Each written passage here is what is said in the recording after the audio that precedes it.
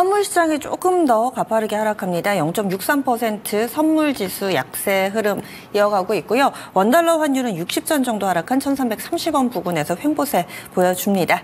젠 스크리닝으로 이어가겠습니다. 유한타증권의 박진희 부장입니다. 안녕하세요.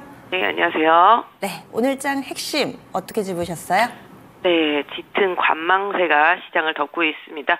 지금 엔비디아의 반등도 시장에 실마리가 되지 못하고 있는 모습입니다. 그래서 이렇게 뭔가 하나로 관통하는 시장의 종목군이라든지 이런 걸 찾기가 힘듭니다. 매일매일 테마주들만 쫓아다니는 것 같은데 오늘은 전체적인 스크리닝 좀 해주세요.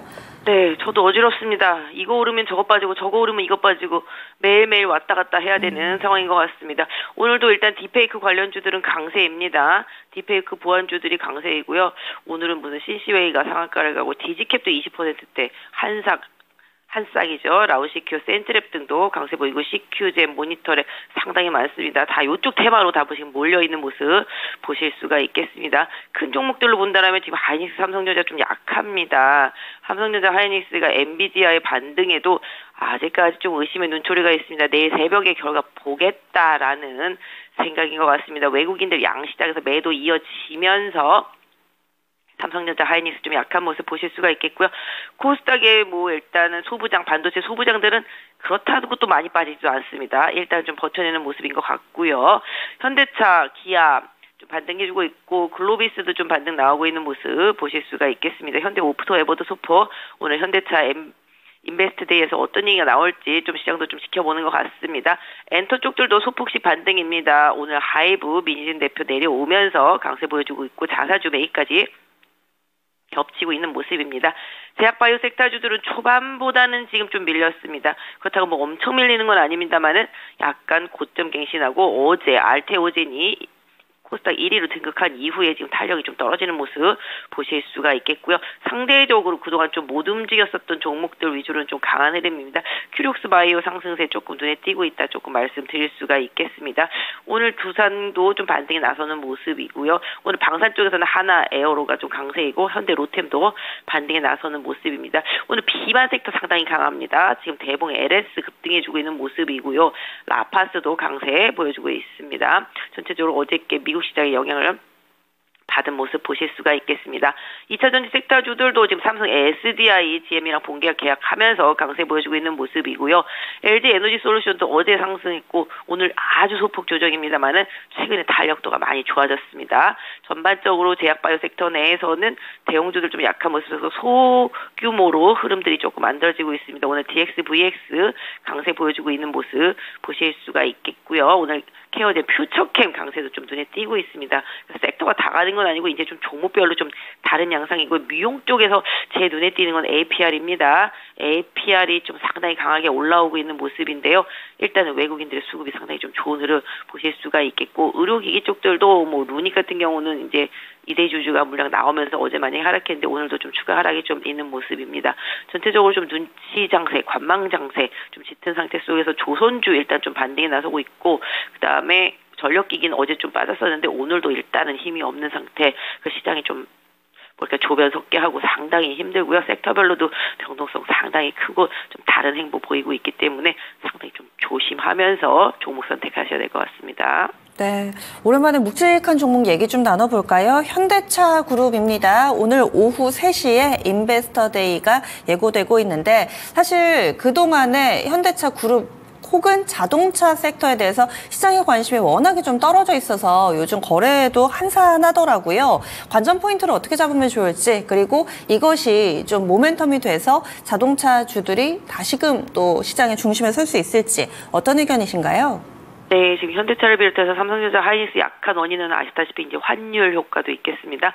워낙 강세 때문에 이제 수출주들이 항상 좀 약간 불편한 그런 상황이 좀 됐다라고 보실 수가 있겠는데 현대차도 최근에 전기차, 2차 전지 이런 쪽도 같이 좀 약세를 같이 이어가고 있는 모습입니다. 길게 보면 자동차는 금리 인하 수혜주입니다. 할부 금융에 있어서 그 금리가 너무 높아서 자동차 구매가 꺼려졌던 부분들도 분명히 있는데요. 금리가 앞으로 내려가게 된다라면은 이 부분이 현대차한테는 좀 긍정적인 부분이 있을 수 있겠고 금리가 내려가는 과정 속에서 현대차 그룹주들의 이제 배당 정책, 특히 이제 현대차가 이번 인베스트데이에서 배당 정책에 대한 어떤 다른 얘기를 할지 모르겠습니다만은 밸류업 관련해서 본다라면은 오히려 멀리 본다라면은 현대차에 대한 가격 메리트 이런 부분들이 좀 부각될 수 있겠습니다. 다만 이제 인베스트데이에서 어떤 얘기를 할 것인가를 아직 모르기 때문에 조금 더 지켜보고자 하는 관망의 흐름인 것 같은데요. 현대차 그룹주 중에서는 최근에 글로비스가 가장 좋습니다.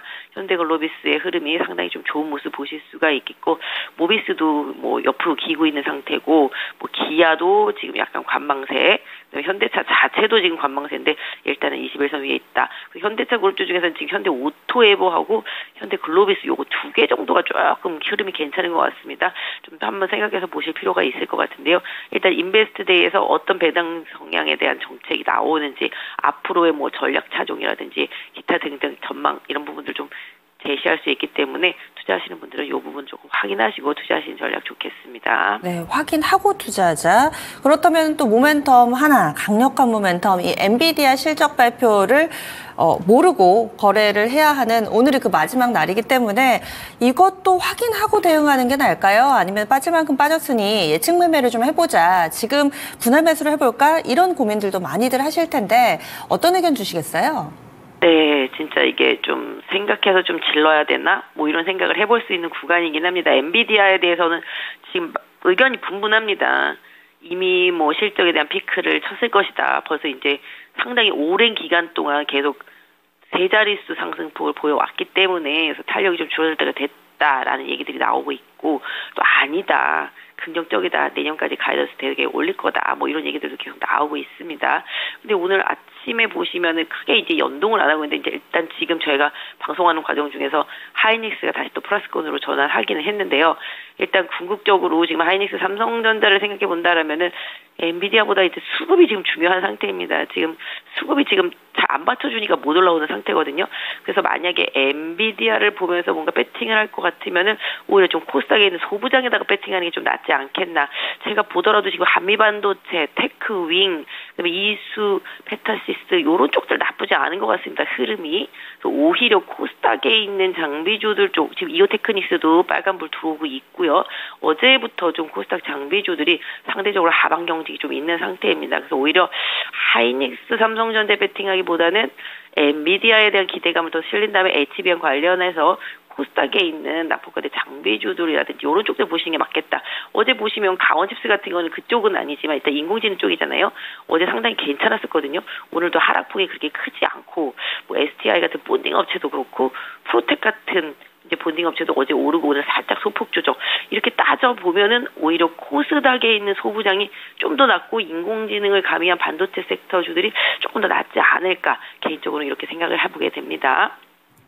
네, 알겠습니다. 그래서 IT 섹터 대형주보다는 지금 접근을 한다면 소부장 쪽에서 종목을 골라보는 것도 대안이 되겠다 의견 주시는데요. 그럼 오늘 장 전체적으로 대응 전략하고요. 보시는 섹터 있다면 같이 알려주세요. 네, 일단 지수보다는 계속 종목 대응하겠습니다. 종목이 중요하고요. 주도 섹터 안에서 후발주들 흐름도 상당히 긍정적이라고 보여지고 있습니다. 지금 최근에 의료기기와 루닛이 많이 빠지긴 했지만 개인적으로는 뷰노의 조정도 가격 메리트가 있겠다. 그다음에 바이오 후발주로는 뭐 큐력스 같은 것들도 오늘 올라오기가 있지만 가격이 괜찮고요. 그다음에 아까 말씀드린 대로 일단 제약바이오 안에서 후발주들 흐름을 계속 보시면서 좀 대응하셨으면 좋겠고, 그다음에 엔터도 뭐 게임도 다 바닥권에 있는 상태, 그다음에 소매유통 계속 말씀드리지만 조정은 이마트를 중심으로 해서 기회다라고 좀 말씀드릴 수가 있겠고, 오늘 조금 눈에 띕니다. 화장품 많이 빠졌었는데요. 어제 미국 소비심리지수 상당히 괜찮았습니다. 이렇게 본다면 고용은 둔화되고 있지만 소비심리는 살아있다. 이렇게 생각해 본다면 최근에 조정 많이 받은 화장품 섹터 쪽에 관심이 살짝 필요한데요. 지금 실리콘도 조정 많이 받고 오늘 살짝 빨간불 나오고 있고요. 아침부터 LG생활건강이랑 아모레퍼시픽 좋습니다. 그러니까 망가진 대형주들한테 계속 시장 흐름이 나오고 있거든요. 그래서 제가 봤을 때는 LG생활건강이라든지 아모레퍼시픽 같은 이런 대형주들도 한번 관심 갖고 보셔야 될 때다. 최근에 뭐 카카오나 네이버도 말씀드렸듯이 약간 장기적으로 하락했던 낙폭과대 소외주들에 대해서 관심도를 좀 올려주시면 어떨까 싶은데요. 어쨌든 간에 지금 화장품 대형주들이라든지 뭐 미용 쪽도 마찬가지가 되겠고, 제약바이오도 후발주자들, 최근에 말씀드린 ST판 같은 경우도 그냥 끊임없이 올라오고 있거든요. 이런 식입니다. 그래서 좀 시장의 주도력이 있는 섹터 안에서의 순환매하고 낙폭 과대한 내수라든지 이런 소비 쪽에서의 장기적으로 많이 하락했던 종목들, 내수주들 이런 쪽들에 대한 관심도 같이 좀 올려주시고 반도체 소부장에 대해서도 좀 관심도 살짝 가져주시면 좋지 않을까 싶습니다. 네, 건강 챙기시고요. 내일 이 시간 뵙겠습니다. 네, 감사합니다. 예, 유한타증권의 박진우 부장이었습니다.